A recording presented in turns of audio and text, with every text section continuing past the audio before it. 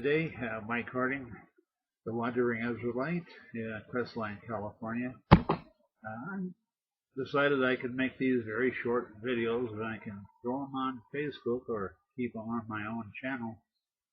Anyway, I usually have something to say about scriptures, about the Lord, what the Lord had to say. And to keep them short, the most valuable thing nowadays is on the YouTube is survival. Preppers. Prepper this, prepper that, prepper the Canadian prepper, the American, I don't know, every kind of a prepper in the world. And they all have 15 items that you should have in your bug out bag. 25 items that you can get at Walmart or a dollar store or 99-cent store anyway. I wanted to add the thing that I always concern myself with, transportation. And I noticed recently that if you're an old timer like I am, that years ago we started to be worried about this EMP kind of a thing and Faraday cage and what are you going to do, and everything's got a module on it and they can track you anywhere or they can even stop your vehicle. And nowadays the cars are becoming more and more expensive. You got to go into debt. You got to take out a loan. You've got to give them the name of your firstborn to get the loan. My idea was, look, if you look on YouTube, and if you're the adventurous type, any kind of a car before 1963, 1964, always had points in a condenser. It didn't have a module of this module to open up somebody had mentioned the other day, to open the glove compartment on a Tesla. The battery's got to be up. They can't even get into the car, that's a whole specialty. Anyway, the adventure in life nowadays is watch these channels where they get the hicks and the hillbillies and the tinkerers and the kind of guys that like these old cars, barn finds and what have you. But I'm talking about there's another breed of mechanic. They go out and find these cars that haven't moved in 30 years, 25 years. They've got weeds growing up inside of them. They've got the mice have taken over. And yet the thrill and the joy is they get these damn things started. And they show you how to do a compression test and how to make sure the valves are there with a very limited amount of equipment. And I'll be damned if they don't get these things running. Anyway, I think if you're really going to be a survivor,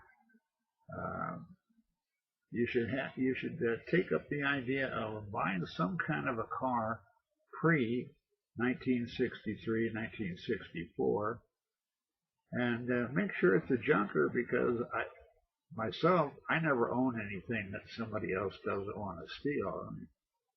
I used to have a '68 Cadillac. It had a fire, belonged to a black lady, and she got this thing on fire one time, but she put it out in time. But it had all of this white powder all over the damn thing, and the outside looked like hell. But it ran good, it ran good. Anyway, I used to work in a law office downtown Los Angeles, and of course, if you were going to stay late, you'd have it put in the parking lot somewhere, and they were always started breaking into anything, good-looking car. They'd look in there if there was a briefcase. So I could have had a ton of gold in that damn thing, and nobody was going to go near it. But it ran good. I used to drive from South Bay all the way into Los Angeles all the time. As a matter of fact, jokingly, I had to cut through Watts one afternoon, and people don't obey any kind of traffic laws in that area. And anyway, this guy and I were going to toss it out to who was going to, the lanes were coming into two into one, and he wasn't going to give, and I wasn't either. So we just ran into each other, you know, side swipe. He looked at me, I looked at him. He had to back off because my thing, I weighed a ton, probably 1,500 pounds more than his. But nobody ever stops down there, and nobody stopped to exchange license numbers and all that shit. Um, anyway, that was one of the things about having a good car. So I've always had one junker, or what do they call them back east, beaters, but they run good, and I don't put any more money in there. You need windshield wipers. You always have good brakes, good tires. You know, even buying tires nowadays, if they look on the code, if it's over 3 years old, they claim it's illegal. It's unsafe. But I've lived, I did a lot of contracting, aircraft inspector, and I had to travel all over the United States. So Arkansas, New Mexico, Arizona, there's a lot of places that these cars are just sitting out there and nobody's driven them for 12 years. And I don't relicense them. There used to be a place in Florida, and the guy was called the driver's license prince. He had a, excuse me, he had a machine that he could make any driver's license you wanted him to, and it was quite. And I had to make a couple. It would be any state, and it would be any driver's license number or whatever it was that I wanted.